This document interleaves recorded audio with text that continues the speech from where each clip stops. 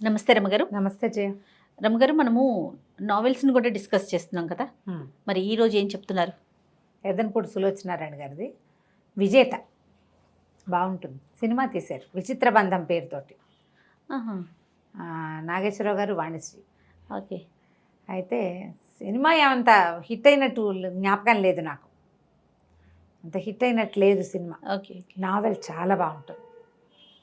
అంటే అనుకోని పరిస్థితుల్లో ఎలా అంటే మా మనుషులు ఉద్రేకానికి లోనైతే ఎలాంటి పనులు చేసేస్తారు, చేసిన పొరపాటును సరిదిద్దుకోవడానికి ఎంత సమయం పడుతుందో.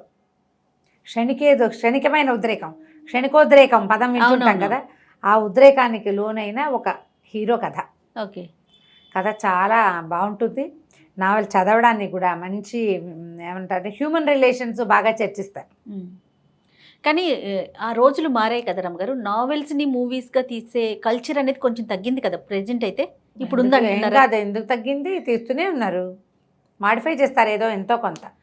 పూర్తిగా దాన్ని తీసుకోరంటారా? పూర్తిగా తీసుకోవట్లేదు. ఇప్పుడు ఆ అని ఒక సినిమా వచ్చింది, అతని పేరెంట్ నితిన్ చేసింది. మరి అది ఆవిడది మీనా కథనే కొంచెం మాడిఫైడ్ మీనా కథ, మాడిఫై చేయబడిన మీనా కథ. చాలా సందర్భాల్లో మనకి మీనా గుర్తొస్తుంటుంది అందులో. ఓకే. ఆయన ఓపెన్గా కూడా చెప్పినట్టున్నారు త్రివిక్రమ్ బహుశా దాన్ని. సులోచనారాయణ గారి కథ ఫ్రేమ్ అది. ఈ రోజులకు తగినట్టుగా ఏదో చేసుకుంటున్నారు. అందులో అతని చెల్లెలకి ఈఎంఐకి కుదిర్చిన పెళ్లి కొడుకుతో అతని చెల్లెలకి పెళ్లి చేయటం మీనాలో ఉంది, అదే ఇక్కడ పెట్టారు. ఆ అమ్మాయి పల్లెటూరు వెళ్ళటం అలాగే కనపడతాయి. ఇప్పుడు ఎవరో ఒకళ్ళు చెప్పని కథల్ని తీయలేరు కదా, కథనే తీస్తున్నారు. డైరెక్ట్గా నావెల్గా వచ్చిన వాటిని తీయటము ఒక రవ తగ్గిందని అనుకోవాలి, కానీ తీస్తూనే ఉన్నారు. అదేలేండి, మీరు అన్నట్లుగా కొంచెం మార్పులు చేర్పులు చేసుకుంటున్నారేమో. మనం సులోచనారాయణ గారు అయితే మీనా, సెక్రటరీ అవన్నీ మనం సినిమాలుగా చూసాం కదా. అవును. జీవన తరంగాలు, ఏ కథకు ఆ కథ ఆణిముత్యం. ఇప్పుడు ఆవిడ వర్ణన, ఆవిడ సెట్ క్యారెక్టర్ని సెటిల్ చేయటం ఒక చోట, అలాంటివి చాలా ప్రత్యేకంగా ఉంటాయి. ఈ కథలో హీరో మాధవ్ అతని పేరు. తను ఏంటంటే స్వాతంత్రోద్యమంకి ఉత్సాహపడి స్వతంత్రం రావడానికి 4-5 సంవత్సరాల ముందు ఉద్యమంలోకి వెళ్ళినవాడు. పట్టేశారు అతన్ని, జైల్లో పడిపోయాడు. స్వతంత్రోద్యమానికి ముందు ఇలా దొరికిన వాళ్ళందరినీ జైళ్ళల్లో పడేశారు కదా. అతను ఇంటి నుంచి తల్లి అతను ఒక మేనమామ కూతురు, ఆ పిల్లంటే చాలా ఇష్టం అతనికి. ఆ సుధయ్ అతని ప్రాణం అనుకుంటాడు. కానీ వెళ్ళే నాటికి అతనికి పెద్ద వయసు ఏం లేదు, 20 ఏళ్ళు ఉన్నాయో అంతే, 19-20 సంవత్సరాలు. ఆ పిల్ల ఒక 14-15-16 ఏళ్ళది. అయితే ఇతను ఉద్యమంలోకి వెళ్ళిపోయాడు. వెళ్ళిన తర్వాత అరెస్ట్ అయ్యాడు. స్వాతంత్రం వచ్చిన తర్వాత అరెస్ట్ అయిన వాళ్ళందరినీ వదిలిపెట్టేశారు కదా. ఈ వదిలిపెట్టేసినప్పుడు అతను తిరిగి వస్తున్న దాంతో కథ మొదలవుతుంది. 1947లో 47 నాటి కథ అని మనకి తెలిసినప్పటికీ తర్వాత కథలో చర్చించబడ్డ కొన్ని విషయాలు, కొన్ని రకాలు అవి చూస్తే కాస్త తర్వాత ఆవిడ 70వ దశకాల్లో రాశారు ఆ కథ, 70sలో రాశారు, 60-70 మధ్యలో అనుకో. కొంచెం ఆధునికపు పోకడలు కనపడుతూ ఉంటాయి కథలో, కొంచెం ఎక్కువ కాదు, కొద్దిగా. మరీ 47 నాటి భాష అది ఏం కాదు, అది ఓకే. లేటెస్ట్ 80sలో మనం మాట్లాడిన భాష, పుస్తకాల్లో చదవగలిగే భాష, బాగుంటుంది స్టోరీ. అయితే ఈ మాధవ్ తిరిగి వస్తాడు తన ఊరికి. తిరిగి వస్తే ఒక జీప్లో వస్తుంటాడు. ఆ జీప్ వచ్చే దారిలో ఒక చోట ఒక గుర్రాల బండి ఒకటి, కోచ్, అది బురదలో దిగబడిపోయి కనపడుతుంది. కనపడితే వాళ్ళు ఆ కోచ్ తాలూకు ఆ కోచ్ మ్యాన్ సహాయం చేయమని కారు ఆపుతాడు. సరే చూస్తే ఏమవుతుంది, ఆ కోచ్లో ఒక అందమైన అమ్మాయి ఉంటుంది. ఒక 16-17 సంవత్సరాలు ఉంటాయి అటు ఇటుగా. ఇతను సుధ వయసు అనుకో, 18 ఏళ్ళు నుంచి 17-18. పిల్ల చాలా అందంగా మంచి బట్టలతోటి బాగా డబ్బున్న వాళ్ళ పిల్లలే కనపడుతుంది, అందమైన పిల్ల. అయితే ఈ కోచు ఇందులో దీనికి చేతులు, బండిని బైక్ తోస్తాడు, చేతులు కడుక్కోవడానికి నీళ్లు కనపడ, బురదలో టైర్ చక్రము బురదలో దిగిపోయింది, అక్కడ నీళ్లు ఉన్నాయని చూపిస్తారు. ఆ నీళ్ల కోసం వెళ్ళినప్పుడు అది కొంచెం వెన్నెల రాత్రి, ఆ వెలుగులో ఆ పిల్ల మొహం అతనికి స్పష్టంగా కనబడుతుంది. ఆ అమ్మాయికి పైపెదవ మీద పుట్టుమచ్చ ఉంటుంది. దాని కేసు చూస్తే అతనికి మరదలు జ్ఞాపకం వస్తుంది. ఆ అమ్మాయి కూడా ఇలాంటి పుట్టుమచ్చ ఉంది, కుడి ఎడమలుగా ఉంటాయి. అది చూస్తూ చూస్తూ అమ్మాయి కర్చీఫ్ ఏదో నాప్కిన్ లాంటిది అందిస్తుంటే నాప్కిన్ పుచ్చుకోకుండా చేయి పట్టుకుంటాడు. పట్టుకునేసరికల్లా అమ్మాయి వెంటనే యూ రాస్కెల్ అనేసి చేయి లాగేసుకుంటుంది, తిట్టేస్తుంది. ఇతను అది కాదు ఇది కాదని మళ్ళీ చేయించుకోవడానికి ప్రయత్నం చేస్తాడు. ఆ అమ్మాయి ఏం చేస్తుంది, మెళ్ళో ఆ పిల్లకి ఒక పులిగోరు పథకం వేళ్లాడుతుంటుంది. టక్కిన మెడలోంచి ఆ పులిగోర తీసి అతని మొహం మీద పొడి చేస్తుంది. అంటే తనను తను కాపాడుకోవడానికి చేసిన ప్రయత్నం. నిజానికి అతను ఏం చెయ్యాల, కానీ చీకటి మాటను ఎవరైనా చేయిపుచ్చుకుంటే అలాంటి ఉద్దేశం కలుగుతుంది. ఆ పిల్ల అపార్థం చేసుకుంటుంది.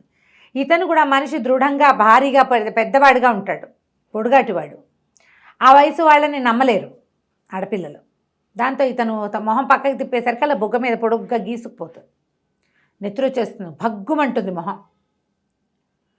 హడిలిపోతాడు. ఆ అమ్మాయి అది కాదు ఇది కాదని నేను చెప్పే లోపలే ఆ అమ్మాయి కాస్త పరిగెత్తుకుంటూ వెళ్ళి ఆ గుర్రబండి మీద కూర్చుని ఎడాపెడా ఆ గుర్రాలని బాధేస్తూ పరిగెత్తిచ్చేస్తుంది అక్కడి నుంచి.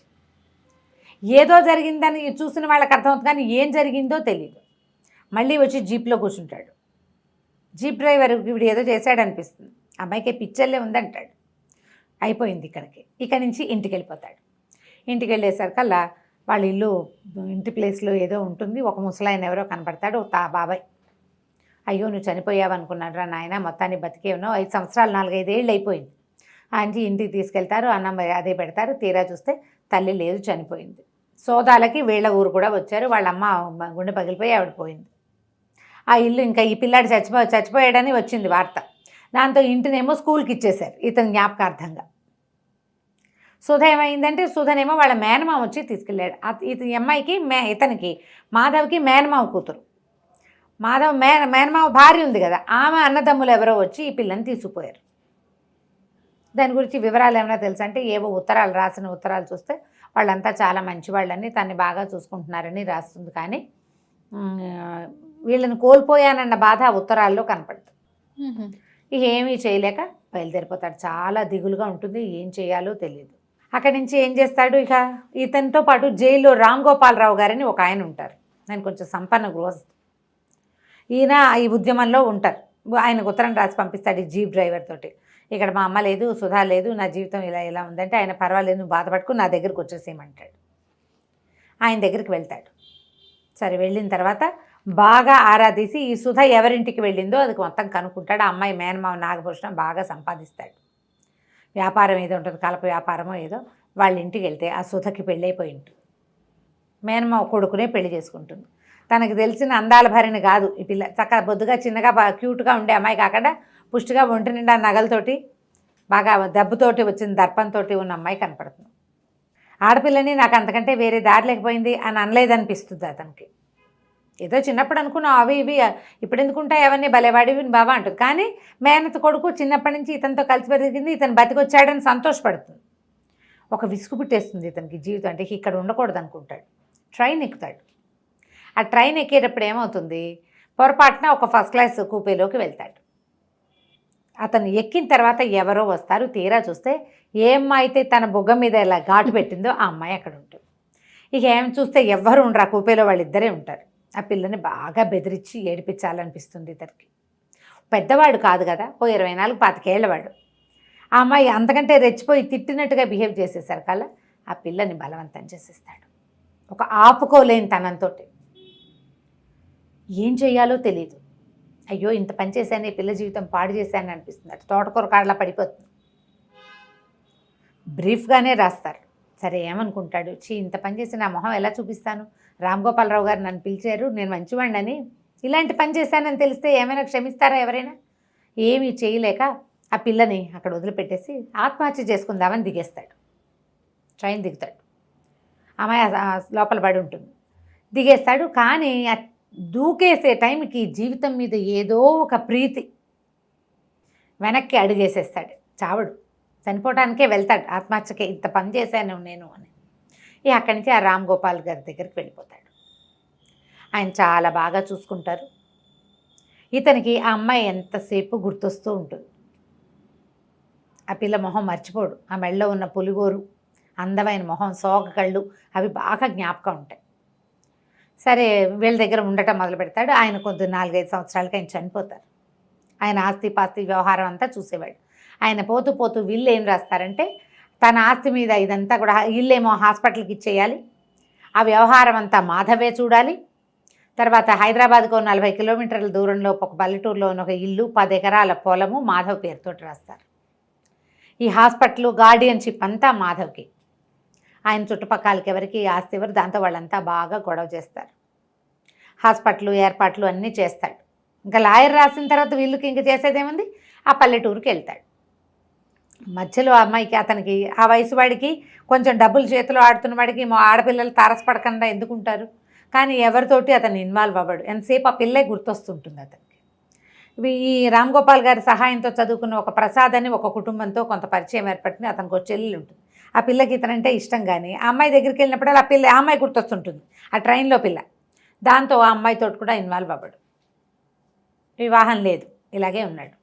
ఆ ఊరు వెళ్తాడనమాట. ఊరు వెళ్తే వీళ్ళ ఇంటికి దూరంగా అది నది వైపుకి వెళ్ళే దారిలో ఒక చిన్న పెంకుటిల్లు ఉంది.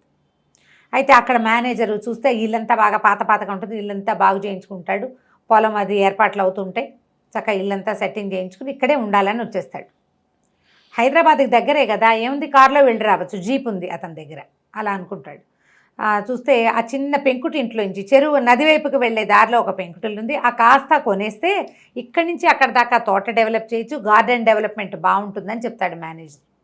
ఆ ఇంటి వాళ్ళని అడగమంటే వాళ్ళు ఒప్పుకోరు. అందులో ఎవరు లేరో తల్లి, ఓ పిల్లాడు. వాళ్ళు ఎవరితోటి మాట్లాడరు. పేదవాళ్ళు ఏదో వ్యవసాయం చేసుకుంటారు, చిన్న పొలం ఉంది, దున్నుకుని ఏవో కూర మొక్కలు అవి పెట్టుకుని దాంతో కాలక్షేపం చేస్తారు. వాళ్ళ దగ్గర డబ్బులు లేవు, కానీ వాళ్ళు ఆ ఇల్లు అమ్మరు. సరే, ఇతను ఏం చేస్తాడు, వాళ్ళని ఎన్ని విధాలు అడిగి చూసినా వాళ్ళు ఒప్పుకోరు. ఓ రోజు అక్కడికి వెళ్తాడు. వెళ్ళేసరికల్లా ఆ ఇంటికి ఒక ముసలావిడ కనపడుతుంది, కానీ ఆవిడేం పెద్దగా మాట్లాడుతూ ఆ ఇంటికే వెళ్తే ఆ ఇంట్లో ఒక పిల్లాడు ఉంటాడు, ఒక 14 ఏళ్ళ వాడు. 14 ఏళ్ళు అలా ఉంటాయి. వాడికి ఏదో యాక్సిడెంట్లో నడుము విరిగిపోయింది, వాడు నడవలేడు, మంచం మీద ఉంటాడు. ఈయన్ని చూసి అసలు కిరిబిక్కిరైపోతాడు సంతోషంతో. కాస్త చదువుకున్న మొహం చూసి ఎన్నేళ్ళు అయిందో, వీళ్ళంతా పల్లెటూరు వాళ్ళు అని చెప్తే అది మీది ఊరు కాదంటే, చిచ్చి వీళ్ళు ఈ ఊరికి మాకు ఏం సంబంధం, మా సంబంధం లేదు. మా నాన్న నవాబు దగ్గర మిలిటరీ ఆఫీసర్, రజాకార్ మూమెంట్లో మా నాన్నని కాల్చేశారు. మరి నేనేమో పారిపోయే క్రమంలో గోడ మించి పడిపోయి నా నడుము విరిగిపోయింది, అందుకని నేను మంచాన్ని పడిపోయా. మా అక్క నేను ఆయా ఉంటాం. ఆవిడ మీ అమ్మగారు, చిచ్చి ఆ అమ్మ ఏమిటి, అమ్మ కాదు ఆయా అని చెప్తాడు. ఆయా అక్క తమ్ముడు ఉన్నారు. ఇక ఈ పిల్లాడితో ఫ్రెండ్షిప్ చేస్తాడు. ఆ పిల్లాడిని చూస్తే ఉసూరుని అనిపిస్తుంది. ఎవరో ఒకళ్ళు ఉండద్దు ఇలాగా ఆ వయసు పిల్లలు, పైగా చదువుకున్న ఆగర్భ శ్రీమంతుల ఇంట్లో పుట్టిన పిల్లవాడు ఇట్లా పాపం ఒంటరిగా పడున్నాడని ట్రాన్సిస్టర్ కావాలి, పాటలు వింటానంటే రేడియో పంపిస్తాడు. 2 సార్లు తిరుగుతాడు. 3వసారి ఆ ఇంట్లో ఉన్న అమ్మాయి ఎదురుపడుతుంది అతనికి. తీరా చూస్తే ఆ అమ్మాయి ఎవరో కాదు, ఏ అమ్మాయినైతే ట్రైన్లో వివసంగా ఉన్న పిల్లని వదిలిపెట్టి పారిపోయాడు అతను, ఆ పిల్ల ఇక్కడ కనపడుతుంది. అతనికి అర్థమవుతుంది, అతను చెప్పే వాళ్ళ అక్కయ్య ఈ అమ్మాయే అని. దాన్ని బతంలాడడానికి ప్రయత్నిస్తాడు. అమ్మాయి, ఇంకా ఏం చేయడానికి వచ్చావు, మా జీవితం సర్వనాశనం అయిపోయింది, ఇంకేం చేస్తావు నువ్వు అంటుంది. ఏం జరిగిందో ఆ కోచు మెడ నిండా ఒంటి నిండా బంగారం ఖరీదైన బట్టల్లో చూసిన పిల్ల ఇప్పుడు ఒక దిక్కు లేకుండా ఆ కాళ్ళు విరిగిపోయిన పిల్లవాడితోటి ఒక పాత చీర కట్టుకుని మట్టిలో పనిచేస్తూ కనపడుతుంది. ఈ స్థితికి తను ఎట్లా కారణమయ్యాడో అతనికి అర్థం కాదు, తనే కారణమా అనిపిస్తుంది. అక్కడి నుంచి ఈ పిల్లాడు ఏం చేస్తాడు, ఉత్తరం రాసి పంపిస్తాడు, మా నాన్న మా అక్కయ్య ఒప్పుకోవట్లేదు, ట్రాన్సిస్టర్ తీసేసుకోండి అని. కానీ అతను వదిలిపెట్టాడు. ఇప్పుడు ఎలాగైనా ఆ పిల్లని సాధించాలంటే ఈ పిల్లాన్ని పట్టుకోవాలనుకుంటాడు. అమ్మాయి కావాలి ఇతనికి, ఇంకా జీవితంలో వేరే ఆశ ఏం లేదు, ఇదే నా తాలూకు చుక్కాని నా జీవితానికి అనిపిస్తుంది. ఎంత ట్రై చేసినా అమ్మాయి ఇతనితో మాట్లాడు. ఆ పిల్లాన్ని బాగా మాలిం చేస్తాడు. నీ కాళ్ళు తెప్పిస్తాను నేనంటే డాక్టర్ని తీసుకొస్తాడు. నేను చేయిస్తాను, అప్పుగానే ఇస్తా, మీరు అప్పు తీర్చుకోండి. అక్క ఒప్పుకోదు, కానీ అంటే నేను ఇలాగే బతకాలా అని ఏడుస్తాడు తమ్ముడు. ఎందుకు వాడి మొహం తనకి గిట్టదో చెప్పదు. ఇంకేం చేస్తారు, ఇక ఆపరేషన్ తప్పనిసరి, ఆపరేషన్ చేయిస్తారు. అది కాళ్ళు వస్తాయి, నడకొస్తుంది, క్రచెస్ తోటి వాటితో నడవగలుగుతాడు. తప్పనిసరి అయ్యి అమ్మాయి పేరు సంధ్య, ఇద్దరు ఇతనితోటి లొంగి ఉండాల్సి వస్తుంది. మెల్లిగా అలవాటైతే క్రమంగా తనని దగ్గర తీసుకోవచ్చు అనుకుంటాడు. ఎంత ట్రై చేసినా లొంగదు, మహాపొగరబోతు అమ్మాయి. క్యారెక్టర్ని అట్లా చూపిస్తారు, కానీ దెబ్బతిన్న వాళ్ళకి ఇంకా ఆత్మాభిమానం హెచ్చుగా ఉంటుంది. అండర్ కరెంట్గా ఆ పిల్ల ఆత్మాభిమానమే మనకి కనపడుతూ ఉంటుంది అనమాట. అది పొగరులాగా ఒక డైలాగ్ వస్తూ ఉంటుంది అతని దగ్గర, కానీ అది కాదు, దెబ్బతినిపోయిన ఆత్మాభిమానం. మా జీవితం ఇలా అయిపోవడానికి ఇదే కారణము అని. సరే, ఇలా కొద్ది రోజులు గడిస్తే ఈ పిల్లాడు హాస్పిటల్లో ఉన్నప్పుడు ఏమవుతుంటే వీళ్ళకి పెద్ద తుఫాన్ ఒకటి వచ్చి నదంతా పొంగిపోయి వీళ్ళు ఇల్లంతా నీళ్ళు వచ్చేస్తాయి. బలవంతంగా వాళ్ళని తన దగ్గరికి తీసుకొచ్చేస్తాడు. మరి వీళ్ళింటికి ఇతని పెద్ద ఇల్లు కదా, ఇల్లు మునిగిపోయాక ఇంకేం చేస్తారు, అక్కడ ముగ్గురిని తీసుకొచ్చేస్తాడు. వీళ్ళ ఇంట్లో ఉంటారు, సర్జరీ చేయిస్తాడు. ఈ సర్జరీ అయ్యి అతను కొంచెం నార్మల్ అయ్యే క్రమంలో ఆ జ్యోతి అనే అమ్మాయి, ఆ ప్రసాద్ చెల్లెలు అక్కడ కనపడుతుంది హాస్పిటల్లో. అబ్బో వీళ్ళు చాలా గ్రంథసాంగులు, వీళ్ళు ఎక్కడ దొరికారు నీకు అని అడుగుతుంది. అడిగేసరికల్లా అదేంటి అట్లా అంటావు ఏమిటి అదంటే, నాకు వీళ్ళ సంగతులు అన్నీ తెలుసు, కావాలంటే నేను నీకు నిరూపిస్తాను అంటే, తీరా ఏం నిరూపిస్తుందో వాళ్ళని ఇంటికి పంపించాక అమ్మాయి ఏం నిరూపిస్తుందో చూడాలనుకుంటాడు. ఈ పిల్లంది ఇది అందంగా కనపడుతుంది, నంగనాచి ఓ పిల్లని కానీ హాస్పిటల్లో బారేసింది అని చెప్పేసరికల్లా పిల్లాన్ని చూపించమంటాడు. నిర్ఘాంతపోతాడు అతను. చూపించమంటే ఒక శరణాలయంలో, అంటే ఒక కాన్వెంట్లో, హాస్పిటల్కి అనుబంధంగా ఉండే కాన్వెంట్, ఆ కాన్వెంట్లో ఈ సంజయ్కి డెలివరీ అయింది. ఆ పిల్లవాడు ఇక్కడ ఉండిపోయాడు. దాంతో వెళ్తారు జ్యోతి ఇతను. ఆ పిల్లాడు చూస్తే ఆ పిల్లవాడు తనలాగానే కనపడతాడు ఇతనికి, 4-5 ఏళ్ల పిల్లాడు. ఆవిడేం చెప్తుందంటే, అయ్యో ఎంత సంజయ్కి కళ్ళు పాడే పూడుకుపోయాయా, ఇంత అందమైన పిల్లాడు, వీడిని ఎట్లా వదిలిపెట్టిందంటే, ఆవిడంటది కాదు కాదు అసలు ఆ అమ్మాయికి స్పృహే లేదు, చాలా బలహీనంగా ఉంది, అసలు ఆ అమ్మాయి బతుకుతుందని కూడా మేము అనుకోలేదు, పిల్లాడు బతుకుతాడు అనుకోలా, ఆ 9-10 నెలల ప్రెగ్నెన్సీలో ఆ పిల్ల గట్టిగా అన్నం తినదే లేదు, ఏదో రుణానుబంధం వల్ల ఈ పిల్లాడు పుట్టాడు కానీ లేకపోతే పుట్టవలసింది కాదు, ఆ పిల్లే చచ్చిపోవాలి, ఆహారం కూడా లేదు తనకి సరిగా, ఏదో ఆకలికి ఒక గుప్పెడు తినే తప్పిస్తే బలవర్ధక ఆహారం లేని పరిస్థితిలోనే ఉంది, ఏదో ఒక పొరపాటున జరిగింది. అయితే ఈ పిల్లాడు 3 రోజుల దాకా 5 రోజుల దాకా బతుకుతాడు అనుకోలేదు, మేము పిల్లని పంపించేసాం. పిల్లవాడు బతికాడని నేను మళ్ళీ వాళ్ళ నాన్నకు ఫోన్ చేస్తే ఆయన నేను ఎవరో తెలియదు అన్నట్టుగా బిహేవ్ చేశాడు. ఆ తర్వాత రజాకార్ మూమెంట్లో ఆయన్ని కాల్ చేశారని తెలిసింది. ఆ తల్లి పిల్ల ఏమైపోయారో, ఆ అమ్మాయి ఏమైపోయిందో తెలియదు. ఈ పిల్లాడు చాలా అందమైన పిల్లాడు, చాలా తెలివైన వాడు, నేనే పెంచుకుంటున్నాను అని చెప్తుంది ఆ కాన్వెంట్ మదర్. ఇక ఆ పిల్లాడిని చూసేసరికల్లా ఏం చెప్తుందంటే, ఈ జ్యోతి పిల్లాడి తండ్రే వీడని చెప్తుంది అక్కడ చూపించటం కోసం. పిల్లాడి తండ్రి అంటే పోలికలు కనపడుతున్నాయి కదా చక్కగా, దాంతో ఆ సిస్టర్ నమ్మేస్తుంది. అక్కడి నుంచి పిల్లని దగ్గరికి తీస్తే వస్తాడు దగ్గరికి, వాడు కొంచెం జనముద్దైన పిల్లాడు, అందరితోటి కొంచెం బాగుంటాడనమాట. తర్వాత ఇతను మర్నాడు వెళ్ళి మాట్లాడుకుని సంధ్య నా దగ్గరే ఉందని చెప్పి పిల్లాన్ని నాకు ఇచ్చేయమని అడిగి తెచ్చేసుకుంటాడు, ఇంటికి తెచ్చేస్తాడు. ఆ ఇంట్లో ఆల్రెడీ సంధ్య ఉంది, ఆయా ఉంది. వాసుని స్కూల్లో చేర్పిస్తారు, ఒక కాన్వెంట్లో చేర్పిస్తారు. ఇదంతా అప్పే అనుకోమంటాడు, పెద్దయ్యాక తీరుద్దు కానీ నాకు సరైన టైంలో ఎవరు చదువు చెప్పించలే, నన్ను ఎవరు చూడలేదు, నీకు ఒక అవకాశం లభించింది అది తీసుకోమంటారు. మరి వాళ్ళ ఇంట్లో ఉంటున్నందుకు పని చేసుకో, ఏదైనా పని చేసి పెట్టద్దు, అందుకని ఇంటి పని చేయడానికి దానికి ఆయా వాళ్ళు ఒప్పుకుంటారు, ఇంట్లోనే ఉంటారనమాట. ఆయా ఏముంటుందంటే, ఇప్పుడు చూడు నీకోసం అని ఎంత సర్దుకున్నాను అనమ్మా నేను, ఇప్పుడు ఇంత పెద్ద వయసు వచ్చాక నాకు స్థిమితంగా ఎక్కడైనా ధైర్యంగా బతకాలనుంది, బతికినన్నాళ్ళు నీకు ఇష్టం లేదంటే వెళ్ళిపోదని చెప్పండి. ఇప్పుడు ఇంతకాలం కష్టపడ్డారు, ఏం చేస్తుంది, ఊరుకుంటుంది అనమాట. అతనితో ఉండటం ఇష్టం లేదు, మెల్లిగా అలవాటు పడతారు. పిల్లాన్ని తీసుకొచ్చేసరికల్లా వాడు సంధ్య అని పిలుస్తాడు, మెల్లిగా అమ్మ అని పిలవటం మొదలు పెడతాడు. తిడుతుంది నన్ను, ఎందుకు వీడికి ఇలాంటి వాళ్ళు ఎన్ని పనులు చేశాడో, ఎవరి పిల్లాడో పిల్లాడు అనుకుంటుంది, నిజం చెప్పడు. కానీ పిల్లాన్ని మాత్రం అమ్మాయికి అలవాటు చేస్తాడు. ఎంత ట్రై చేసినా ఆ అమ్మాయిని సరిగ్గా చేసుకోలేకపోతాడు ఇతను. ఈ సందర్భంలో మళ్ళీ ఇతను సుధ, ఇతని మేనమావ కూతురు ఉంది కదా, అతను అమ్మాయి భర్త వస్తారు ఇక్కడికి.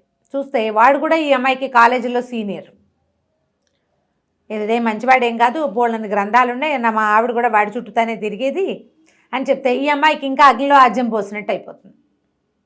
సరే ఇతను ఎక్కడికో వెళ్తాడు, వెళ్ళేసరికి ఇతనికి విసుగు పుట్టిపోతుంది, ఇంకా నేను ఇది సరిచేయలేను, నా దారి నేను ఎటైనా వెళ్ళి ఈ పిల్లాన్ని తల్లికైనా అటాచ్ చేస్తే, ఆయన రామ్ గోపాల్ గారు ఆస్తి ఎట్లా చేస్తారంటే ఇతని వారసులకే దక్కాలి, మాధవ్కి అమ్మే అధికారం లేదు, పిల్లాడికి ఆస్తి వస్తుంది. ఇక ఈ అమ్మాయిని చేస్తే అమ్మాయి కనీసం స్థిమితంగా అయినా బతుకుతుందని అనిపిస్తుంది అనమాట. ఎక్కడికో వెళ్తాడు, వెళ్ళేసరికల్లా ఏమవుతుంది, అప్పుడే ఆ మేడం, ఈ ఆవిడ ఉంది కదా మదర్, అసలు కాన్వెంట్ మదర్ ఉత్తరం రాస్తుంది, పిల్లాన్ని చుట్టానికి వస్తున్నానని. ఈ అమ్మాయికి ఏం తెలుసు, మాధవ్ ఊళ్ళో లేరు, మీరు రండి తప్పకుండా అని ఉత్తరం రాస్తుంది. తెలియదు కదా, తీరా ఆవిడ వచ్చేసరికల్లా ఆవిడ నిర్ఘాంత, ఆవిడని చూడంగానే మాయా పారిపోతుంది లోపలికి. ఆవిడ సంధ్యను చూసి ఆశ్చర్యపోతుంది, నువ్వు ఇక్కడే ఉన్నావా అంటూ. నేను ఇక్కడే ఉంటామంటే, నేను ఎప్పుడు ఇక్కడే ఉన్నానంటే, అదేమిటి మీ ఇద్దరు పెళ్లి చేసుకోలేదా, అప్పుడు పెళ్ళి అవ్వలేదు కదా. అప్పుడు ఈ అమ్మాయికి అర్థమవుతుంది ఈ పిల్లాడు తన పిల్లాడేనని. ఆయా ఏడుస్తుంది, ఏం చేయను మరి, నువ్వు ఇంటికి వచ్చిన స్థితి బాగుండలేదు, తర్వాత నీకేమో ప్రెగ్నెన్సీ, మీ నాన్న ఏమో కొట్టి చంపేస్తాడు తండ్రి, ఎందుకు ఎక్కడి నుంచి వచ్చిందో ఇది చెప్పమని. ఎవరని చెప్తుంది, ఆ పిల్లకి ఏం తెలియదు, ఎవరో తెలియదు నాకంటే బాగా కొట్టి నాన్న హింసిస్తాడు తండ్రి. చివరికి పెద్ద నెలలు వచ్చేసే ఏమీ చెయ్యలేక ఆ ప్రెగ్నెన్సీని కాన్వెంట్లో డెలివరీ చేసి పిల్లాన్ని వదిలించేసుకుంటారు. అప్పుడు అసలు నువ్వే బతుకుతావో లేదో తెలీదు, నిన్ను అడ్డాల్లో నుంచి పెంచాను, మీ అమ్మ దగ్గర నుంచి నేనే పెంచాను, నీ తమ్ముడిని నేనే పెంచా, ఇప్పుడు నీ పెంచిన ప్రేమ నాకు ముఖ్యం, ఆ చంటిగుడ్డు పసిగుడ్డు ముఖ్యం కాదు కదా, నేను పెంచుకున్న పెళ్ళే నాకు ముఖ్యం, అందుకని తీసుకొచ్చేసాను. ఆ ఇల్లు వాళ్ళ పల్లెటూరులో ఉన్నది కూడా ఈ ఆయా భర్తకి రావు బహదూర్ గారు ఇచ్చిందనమాట గిఫ్ట్. అందరూ చచ్చిపోయారు. అమ్మాయి మొగుడు కూడా, ఆయా మొగుడు కూడా పోతాడు ఆ రజాకార్ మూమెంట్లో. ఆవిడకి పిల్లలు లేరు. ఈ అయ్యగారి కూతుర్ని కొడుకుని తీసుకొచ్చి తన పల్లెటూరు తీసుకొచ్చి తనతో పాటు ఉంచుకుంటుంది. ఆయాగానే ఉంటుంది. తనకి వాళ్ళ నాన్న ఇచ్చిందైనా తనకిచ్చేసింది, దాని మీదే ఉంటారు తన అక్క తమ్ముడు. ఇంకేం చేస్తుంది, ఆ పిల్లాన్ని దగ్గర తీసుకుంటుంది. ఇతను ఏం చేస్తాడంటే వస్తాడని ఎదురు చూస్తూ ఉంటుంది. అతను ఒక ఉత్తరం రాసి పెట్టి దీంట్లో పెడతాడు, ఒక వినపెట్టెలో పెడతాడు, డబ్బులు అవసరమైనప్పుడు తీసి చదువుతుంది అని. ఆ ఉత్తరం అమ్మాయి చదవదు, కానీ తెలుసుకుంటుంది. ఇప్పుడు పిల్లాన్ని తీసుకొచ్చాడంటే తనని ఆదరించే ఉద్దేశంతో తీసుకొచ్చాడు, అందుకే తన వెంట పడుతున్నాడు. వస్తాడని చూస్తుంది, తీరా పెద్ద పిడుగు లాంటి వార్త వస్తుంది, ట్రైన్ యాక్సిడెంట్లో మాధవ్ చనిపోయాడు అని. ట్రైన్ యాక్సిడెంట్ అవుతుంది. కలకత్తా నుంచి మేనేజరు వాళ్ళు వీళ్ళు వస్తారు. ఇతను చాలా పెద్ద బిజినెస్ నడుస్తోంది కదా, వాళ్ళు వచ్చి ఇది దొరికింది, ఆయన బెల్టు అవి దొరికినాయి, సామాన్ల బ్యాగు దొరికిందంటే ఏం చెయ్యాలో తెలీదు, చనిపోయాడు. ఆయా ఆశ్చర్యపోతుంది, ఇతనే తండ్రి అని ఏనాడైనా చెప్పావు, పోనీ ఇన్ని రోజుల నుంచి చూస్తున్నప్పుడైనా ఇతని వల్లే నాకు ఆ పిల్లాడు కలిగాడని నువ్వు నాకు చెప్పలేదు, ఎంత గుట్టు, నేను తల్లిని కాదు చూడు నీకంటూ. మీ అమ్మకైతే చెప్పవా, చెప్పకుండానే చేసావు. అతను ఎంత బాధ్యత తీసుకున్నాడు, ఇంటల్లుడు చేయవలసినవన్నీ చేశాడు కదా, నువ్వు మాత్రం చెప్పలేదంటుంది. ఈ తీరా ఇతను చనిపోయాడని వార్త వస్తుంది. ఏం చెయ్యాలో తెలీదు. అతను ఈ లోపల వాసు వస్తాడు, ఆ పిల్లాడిని చూసుకునే బాధ్యత కూడా వాసుకు అప్పచెప్తాడనమాట. నువ్వే ఏదో అన్నావు, అందుకే ఆయన ఎక్కడికో వెళ్ళిపోయాడని అక్కని తిట్టిపోస్తాడు. నీకు అసలు ఆయన మొహమే గిట్టదు, ఏదో చేసావు నువ్వు ఏమన్నావో ఆయన కష్టం కలిగేలాగా. ఆయన ఎక్కడికో వెళ్ళాడు, ఎన్నాళ్ళకి రాడు, చివరికి వార్తేమో ఈ మరణ వార్త వచ్చేస్తుంది. ఒక 15-20 రోజులు పోయాక అసలు ఇంట్లో దీపాలు పెట్టుకోవటానికి కూడా మనసు లేకుండా అయిపోతారు వీళ్ళు. మరణం, ఇల్లు వాకిలి ఈ అమ్మాయికి అప్పచెప్పేశాడు. సరే, ఒకరోజు రాత్రి తెల్లవారుజామున అర్ధరాత్రికి ఒక కారు వస్తుంది. తీరా మాధవ్ దిగి వస్తాడు కారులో ఇచ్చి. యాక్సిడెంట్ అయ్యింది, అతని బ్యాగు అవి కొట్టేశారు ఎవరో. అతనికి ఏదో జ్వరం వచ్చింది, అక్కడెక్కడో ఉండిపోయాడు. ఇన్ని రోజులకి ఓపిక తెచ్చుకుని మళ్ళీ వెనక్కి వచ్చాడు. నువ్వు ఉత్తరం చదవలేదా అంటాడు. బాగా అరిచి కేకలేసి పోట్లాడుతుంది, ఏడుస్తూ. సో పిల్లాన్ని ఇంత కఠినాత్ముడు, ఆ పిల్లాన్ని తీసుకొచ్చావు, పోయి నీ పిల్లాడని నువ్వు నాకు చెప్పలేదు, నేను చెప్పడానికి ప్రయత్నం చేసినా నువ్వు వినలేదంటాడు. విందు అప్పుడు అమ్మాయి ట్రై చేస్తాడు, అమ్మాయి విందు, అందుకే ఉత్తరం రాసి పెట్టానంటాడు. ఉత్తరం వల్ల తెలియలేదు నాకు దీనివల్ల తెలిసింది, మా కాన్వెంట్ నుంచి ఆ మదర్ వచ్చింది, అంచేతే నాకు తెలిసిందని చెప్తుంది. తీరా ఉత్తరం తీసి మెల్లిగా చదువుతుంది. ఎట్లా అతను తన కోసం బాధపడ్డాడు, చేసిన పొరపాటుని అతను సరి చేసుకోవడానికి ఎంత ప్రయత్నం చేశాడో. జీవితంలో ఇంకేదీ లేదనుకున్నప్పుడు ఆశ మళ్ళీ పిల్లాడు కనపడేసరి కల్లా ఇది బాగుందనిపించింది. ఆ పిల్లాడిని తెచ్చాక కూడా ఆ అమ్మాయి సెట్ కాదు, మెల్లిగా సర్దుకుంటారు. ఇక అతను అప్పటికే ప్రశాంతంగా అయిపోయిన లాస్ట్ సీన్ని చూపిస్తారు. జీవితాన్ని అంటే ప్రపంచాన్ని జయించిన విజేతలాగా అయిపోయాడనమాట అతను. ఆ భార్య, కొడుకు, తనకు ఒక ఫ్యామిలీ. తను చేసిన ఏనాటి పొరపాటో చక్కటి స్వరూపంలో అందమైన సౌధంలాగా మళ్ళీ జీవన సౌధం కుదిరిపోయింది. దాంతో అతను విజేత అయ్యాడు అని రాస్తారు. బాగుంది గారు. ఎన్ని ట్విస్టులు ఉన్నాయి చూడు, ఊహించలేనన్ని ట్విస్టులు. కథని భలే బిగువుగా నడిపిస్తారు, చాలా పక్కగా పకడ్బందీగా రాస్తారు. నేనంత పకడ్బందీగా చెప్పలేదు, చెప్పాలి.